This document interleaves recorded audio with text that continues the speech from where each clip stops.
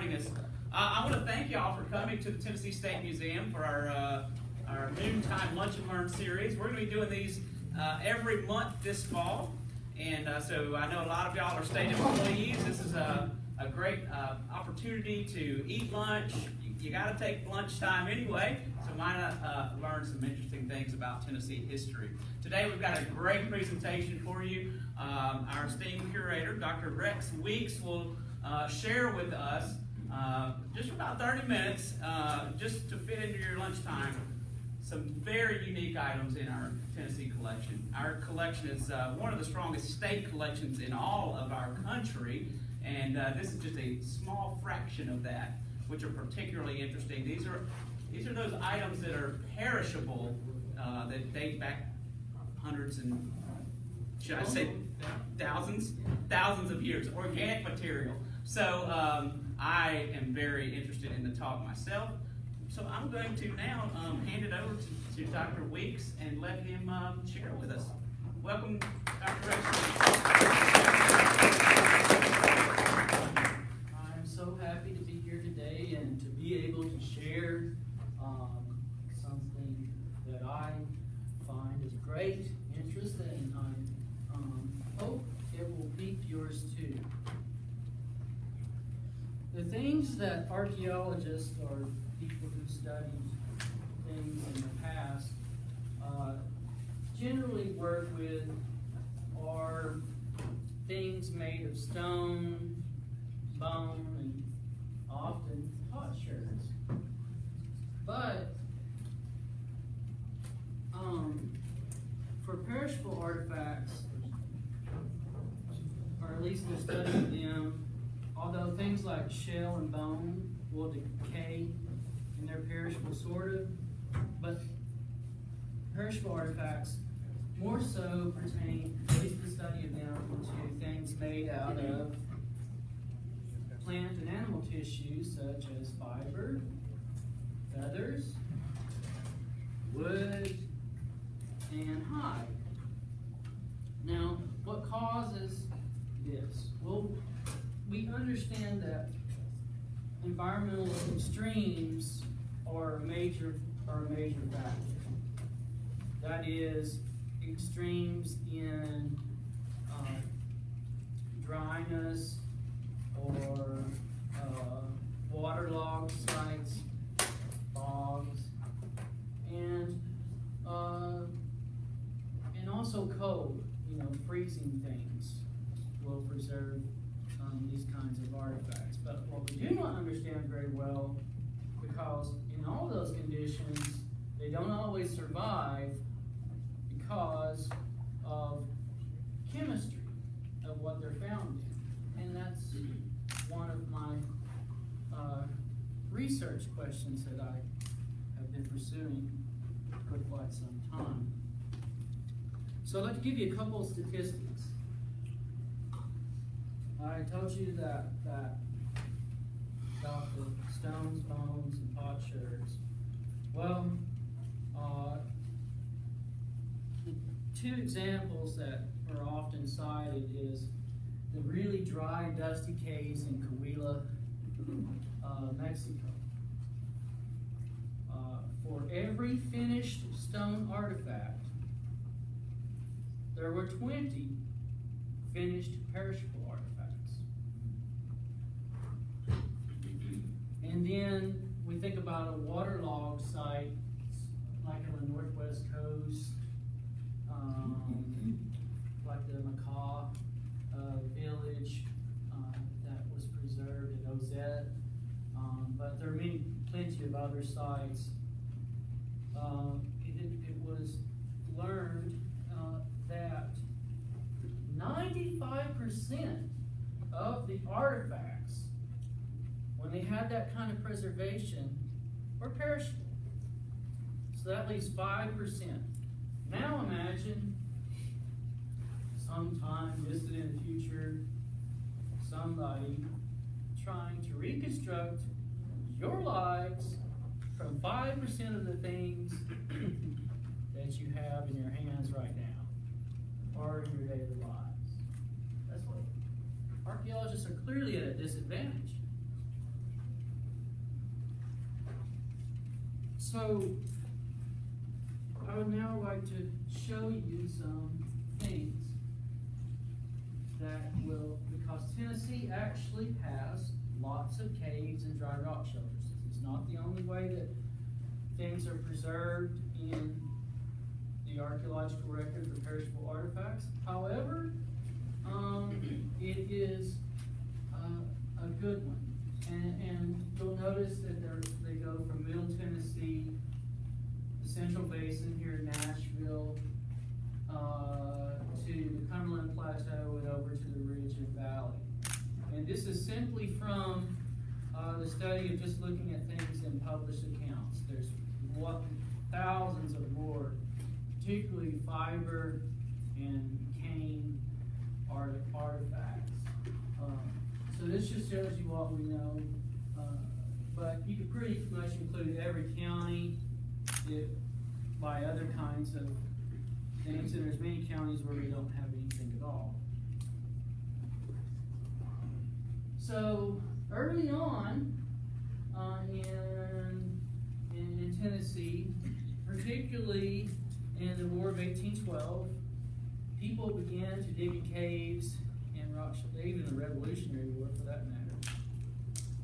They began digging caves and rock shelters for making gunpowder,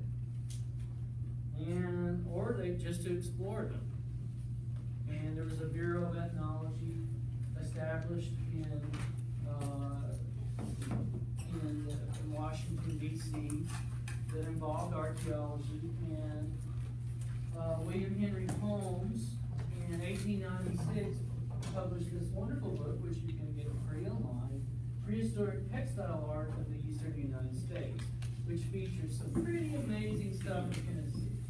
This is a whole mat, which are pretty much mats are ubiquitous to rock shelters when they're dirt. You naturally want to lay something down on that dusty surface, you know? Not so common.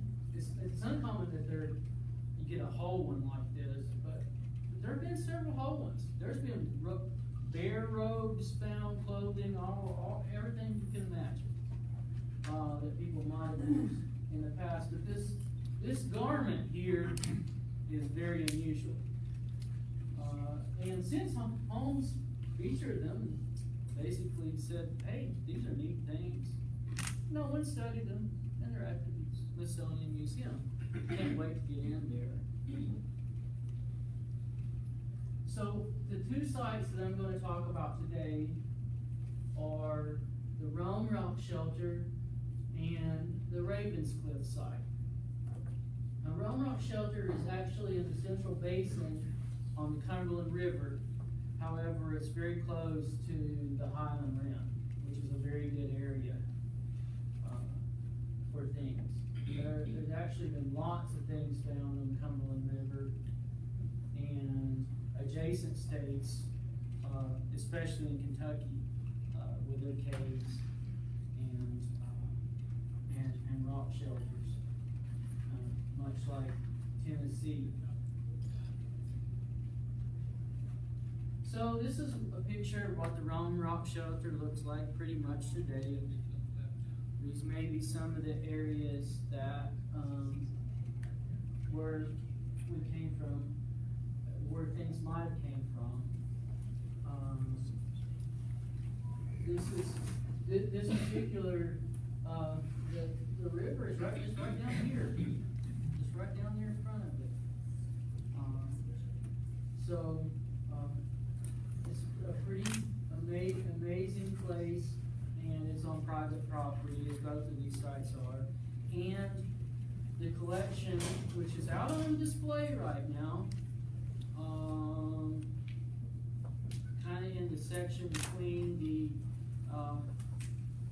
Mississippian and Thruston collection and what they call the woodland area, that first hall beyond around the patio, and then you can actually see things from the Kaplinger collection, which were donated in 1985. I'm looking at at this, you wouldn't think there'd be anything in there like that. The stuff you're gonna see, there's some one-of-a-kind pieces. Most common thing that we find is cordage. And this can take all kinds of formulas and it can become very complex fabrics. This is a very simple one. This little information here in the corner is a shorthand that we use when we're doing an analysis of these to make a formula for the fabrics. So this is a 2-ply, made of 2 cords, and this is an artifact you can see out there on exhibit. And it's Z spun. S is sort of this way, the slant, and Z this way, so that's why we use that, with the final S twist. So it can get pretty complicated with more cordage and bringing things together like that. But this is a good simple example to show. This is a plated basket or possibly mat fragment. It has intervals of dyed and natural elements that are, they generally are, the dyed elements are going under 4, but not most of the time. I mean, there's some places where they're changing things over. Most of the time, if you count down, 1, 2, 3, 4, that's where you see the next dyed element. Of course, it's two there, different shades, but that's why it's a 4-to-1 interval. All these things are important to the analysis. Now, here is a twill plated in your pants or shirts that you have on. You probably have twill plating. You can't see it, but if you looked at it under a magnifying glass, that's what you would see. It's sort of herringbone pattern.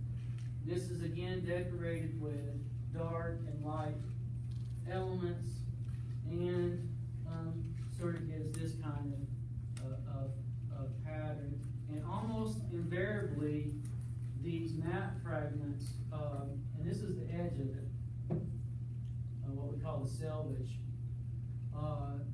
are 3 by 3 intervals.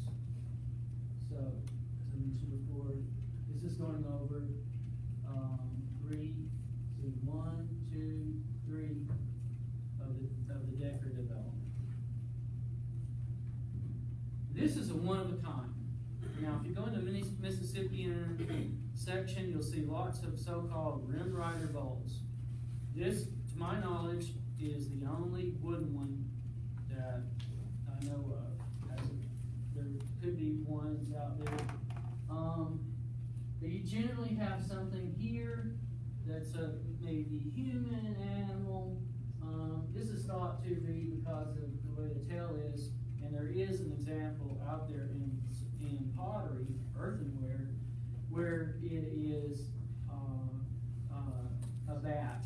They think it, but it's a little different than that. This is, of course, a drawing, one of my drawings of what it looks like in profile.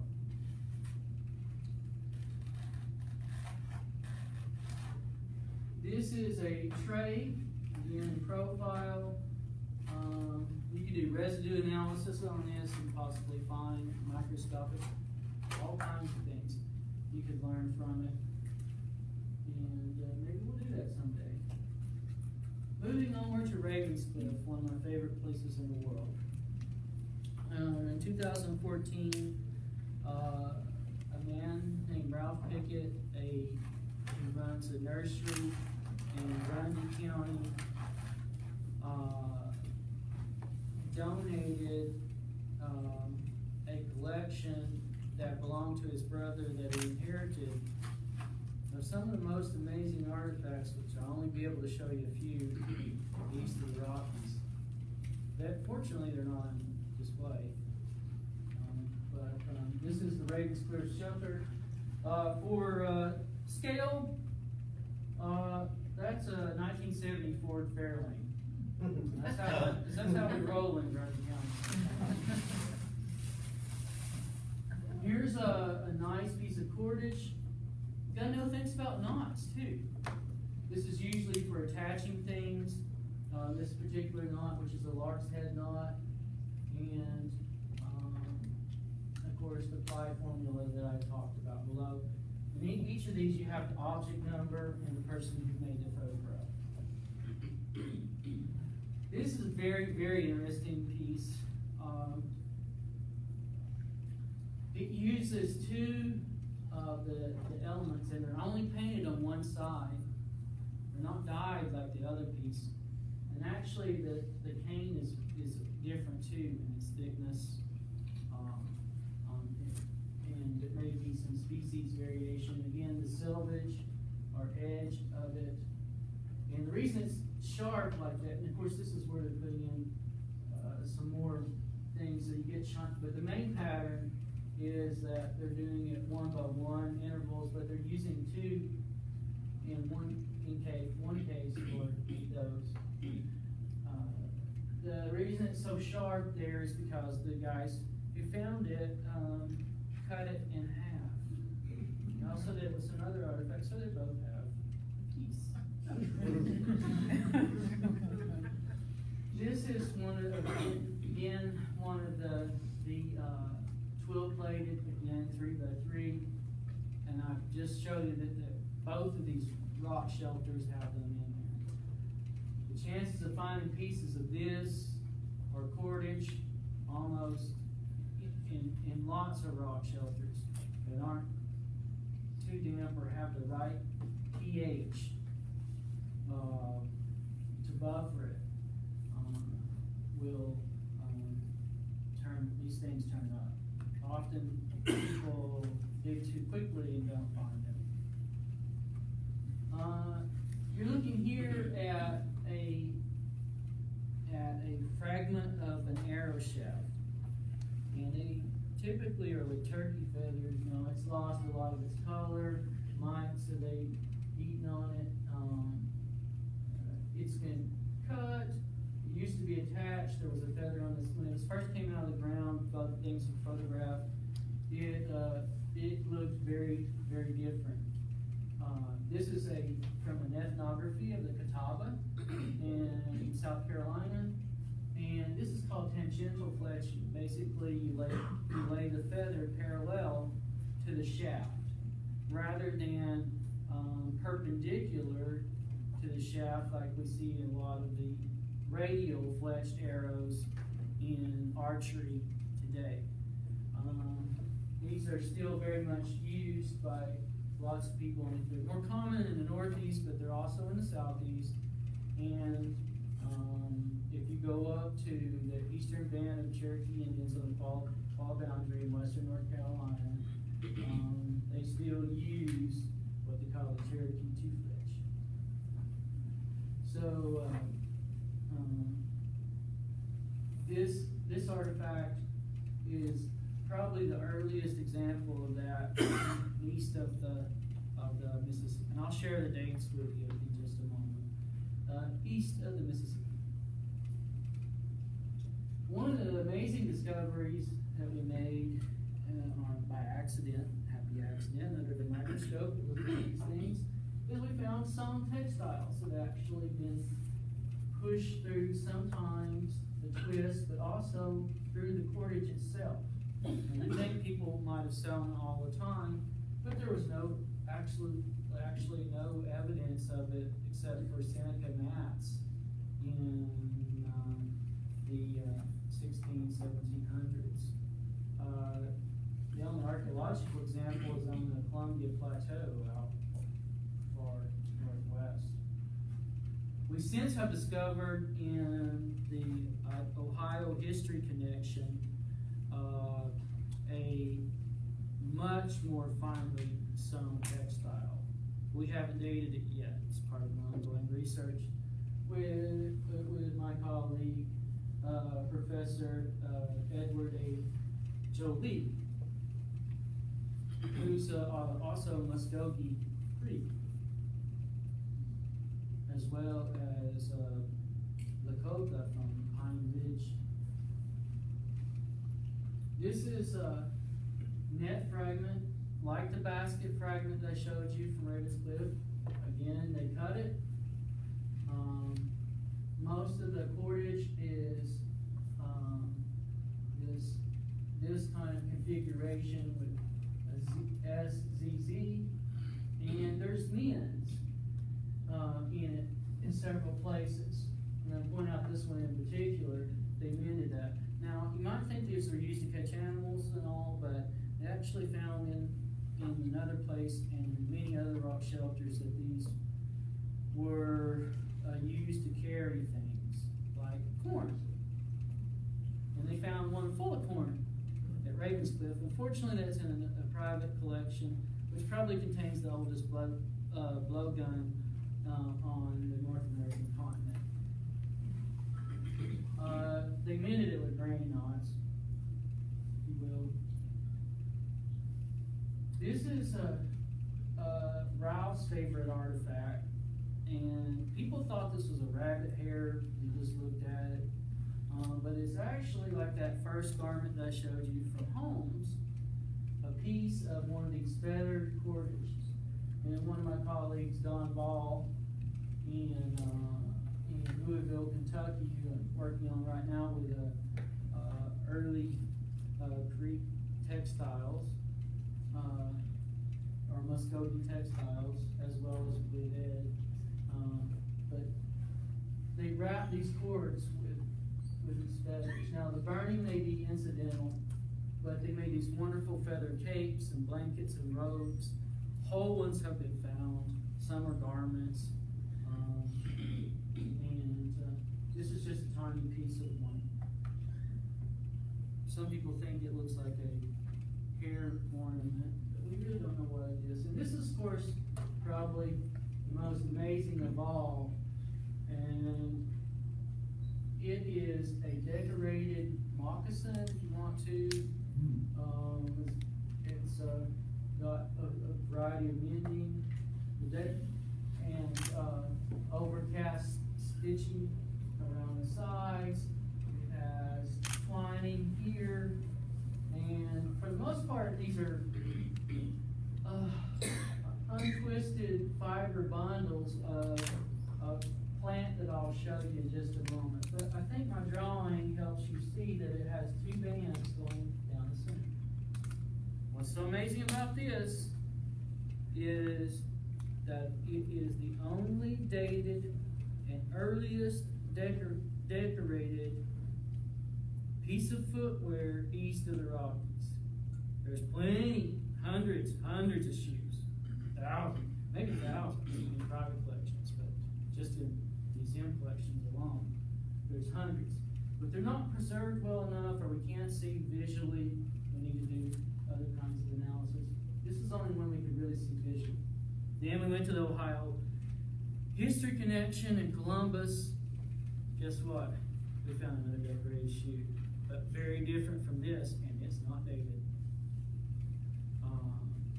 And it's red and white, and it's a sandstone. It has a tile system, and very beautiful. So, what is it made out of? You may have never heard of this plant, or you may have, because it's kind of legendary for snake bites. Mainly, that's what you find people talking about. In antiquity, it produces 3 foot long, up to 3 foot long bundles of fiber. So this is some of the longest fiber bundles you can get.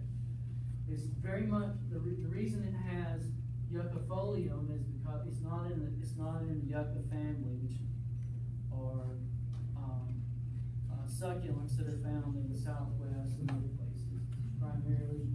But this grew in Tennessee, Orangium yuccifolium, and has these very characteristic seeds. And I put this in here because it's very relevant to the next, and that's how it spreads them. There they are green.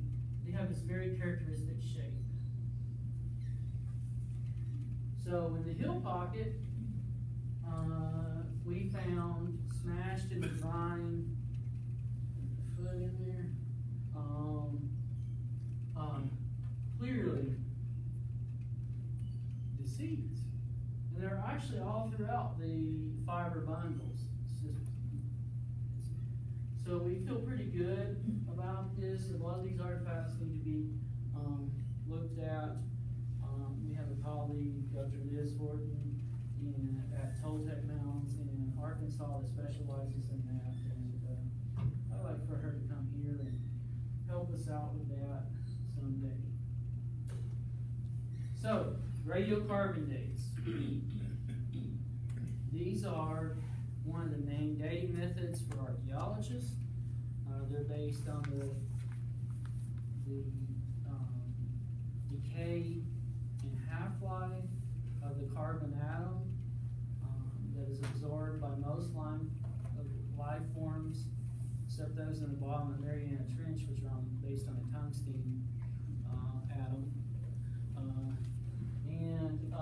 So when something dies, they start going back to a state of stability, and so this system's been developed. So for the aerial fragment that I showed you, and all of these dates are uncalibrated. There's peaks. I mean, you have to qualify it by the material it's made, and also against a variety of calibration where we have dendrochronology, or tree ring dating, that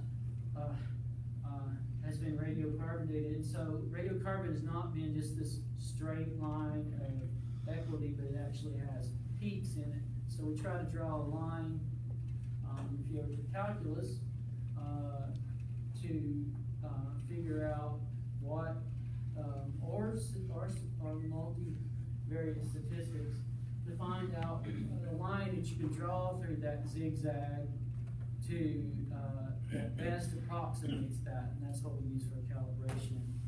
But when you have this few of dates, you only I show them to you as calibrated. And they're roughly close to that when you calibrate them, but in publication you should always show them uncalibrated. You can show them calibrated too.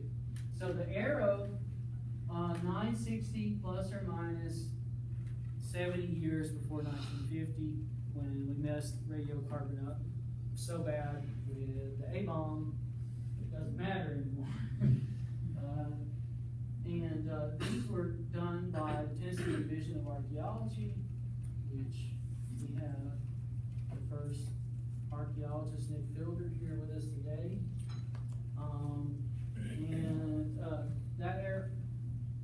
That arrow shelf was dated, and a part of the other collection from Danny Mankin, which I told you about some of the amazing artifacts that he has, came out pretty close, 970 plus or minus 60 before present, or 1950. Now, Mercyhurst University paid for the radiocarbon date on the shoe, which we got out of the heel pocket, and very deep within it, only 60 milligrams, just a very, very tiny amount is needed today to do that. In fact, some of the first shoes they dated, they had to burn up one of the whole shoes to get to carbonite to get enough for radiocarbon for some out in the West. But now, very small. We worked through the NSF Arizona facility, and the date we got back was 1,577 years with a very low standard deviation of 33 BP. So roughly 1,000 years, and these come out of very different places in the rock shelter. This came out of the center in a deposit that's associated with the archaeological culture that is known as maybe late woodland or early Mississippian. Okay, I have just one more shot. So, and then the other one's about 500 AD. So it's middle woodland to late woodland. What can we learn from these things? Well, you get all this information about technological styles that lend themselves to what we might ask about patterns and how people learn, interact with each other, cohorts, what have you, and these fabric structures, vessel forms, and even archery traditions.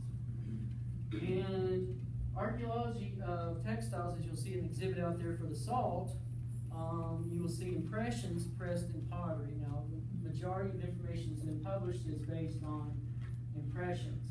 Well, studying real perishable artifacts like that sewn piece would have been misidentified for an open textile, an open twine textile, if it was just impressed.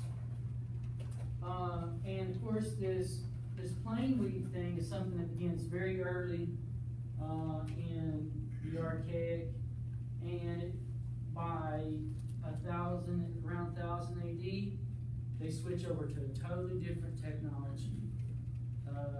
These twine slippers. So, why that?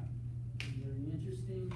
I'd like to thank Johnny Heplinger, who's the donor of the Runoff Shelter artifacts, Jack Pickett, who found the Ravenscliff, Ralph Pickett, the donor, who donated that, Byron McDonald, that helped me with the Runoff Shelter, Jeff Sellers, Public Programs at the Tennessee State Museum, Susan Hoyle, who's the site file curator over at the Tennessee Division of Archaeology, and Mike Moore, the director, the state archaeologist, Tennessee Division of Archaeology, and Dr. Penny Drucker, who also helped me with the salt exhibit out there, and she is a curator of archaeology at the New York State Museum for many years. And of course, my dear friend and colleague, Professor Joe Lee at Mercyhurst University. And so that concludes what I am able to share with you in this very short amount of time. I hope you'll go look at the exhibits. Any questions? On the rock shelters, did they extend the rock shelters with things like, coverings to send them out there? Because when you see a rock shelter and you go and see it, so, well, I can see how somebody's standard here, but wouldn't they expand it so that they could get more room somehow by like maybe putting some skins or stuff? I'm just curious about that. There's certainly accounts of that. There are places where people actually made holes along the edge to fit poles in. Okay. And we find pieces of hide that certainly could have done that. I could have shown you pieces of hide with a deer's hair still on it, as well as stuff that was tanned by brains. Yeah, I was wondering about that because I would have done, I look, I was like, well, I would have just extended, so I'm. Yeah, so the slope actually gives you things as well. Okay. So, yes, I think so, but we haven't really explored that. Yes? In the early cordage, what is the fiber? Good question. That requires someone who specializes in botany and archaeology. I have ideas about what it is, and of course, I feel really good about the rattlesnake master for a lot of things, particularly shoe. But you get things made out of sinew. You can go out to Cedars of Lebanon, and you can see all kinds of fibers you can get from bark. There's a variety of things. This is the one that's out here that says mulberry bark, but if you look at it under a microscope, it's obviously some kind of grass. I don't know. A lot of research to be done. So give us money. We'll take us money. On the twine, are they using some mechanical at that point to spin it, or do you have any? A lot of times they do what they call thigh on the thigh or wheel. Mary Spanos, who recreated or made some two things from the most common kinds of impressions of fabrics on those salt pans that are out there on the new salt pan exhibit. That's how she does it. there is some evidence clearly of looming. One of the things I'm currently researching on my own with various colleagues is the early use of the spinning wheel and looms among the 5 tribes in the southeast, particularly right now we're working on Muskogee Creek. This thing that the United States government did to civilize us. It's part of that. So we're researching the interesting history, looking for artifacts of that time period, early 1800s. You'll see it on all the censuses, how many it'll count for. There's lots of newspaper articles, so we need to find some artifacts.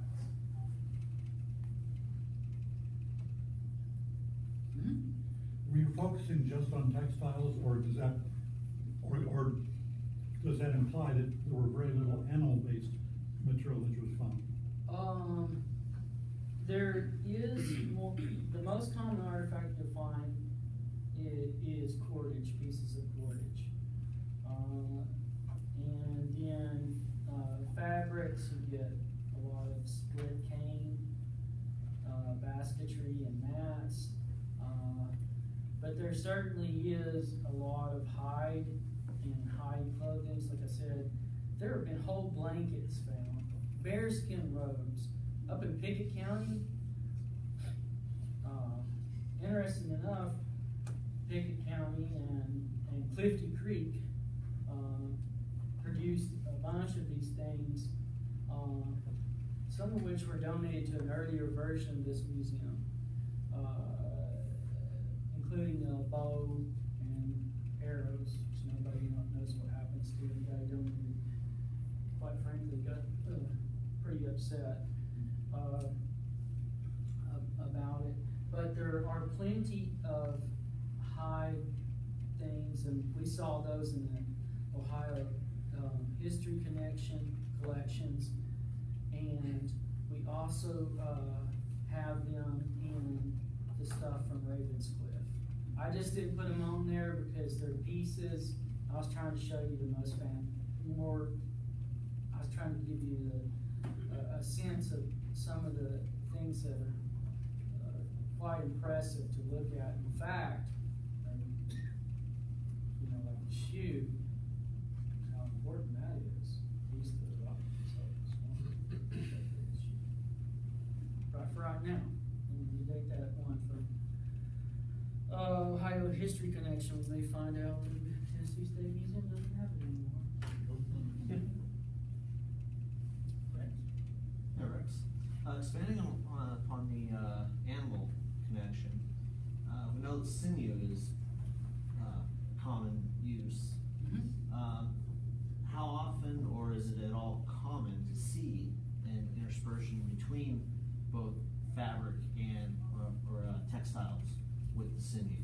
I saw some in the Ohio Historical Connection, which used to be the Ohio Historical Society in Columbus, in their off-site storage facility. I did indeed see some. We mostly seen in the Ravenscliff collection was it used. There's actually 3 darts or arrows, and they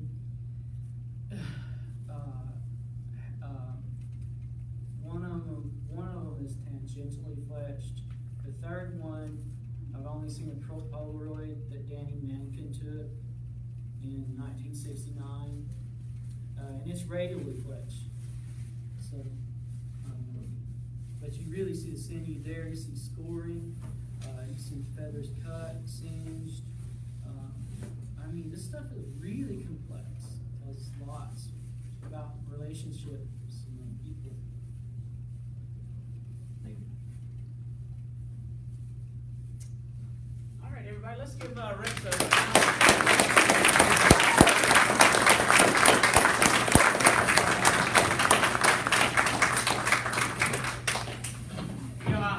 I hope you'll have enjoyed our our lunch and learn for today.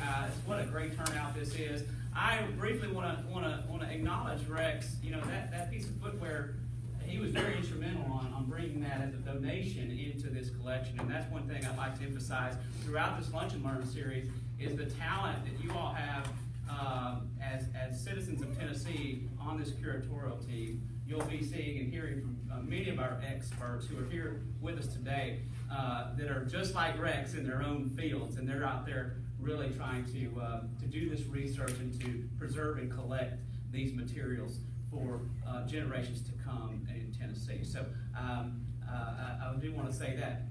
I also want to give a plug for our upcoming series. Next month, October 13th, will be our next Lunch and Learn. So come back down for that one. It's going to be Murder and Mayhem. So that'll be a good one for October. Many of you all don't realize some of the things that have happened on our Nashville streets, and it's here in Nashville that we'll be talking about, so that'll be a lot of fun. October 13th, same time. We will change the place, though. We're going to be downstairs, so it's a little bit bigger and more room, so we can breathe a little bit better. So, again, thank y'all so much for coming, and come back to the museum. And